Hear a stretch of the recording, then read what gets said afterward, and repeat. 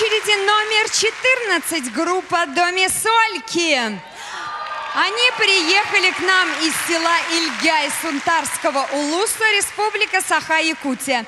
Это 3 очаровательных парня и 3 замечательные девчушки. Интересно, что они не только прекрасно поют, но и виртуозно играют на своем национальном инструменте варгане. Встречайте, группа Домисольки!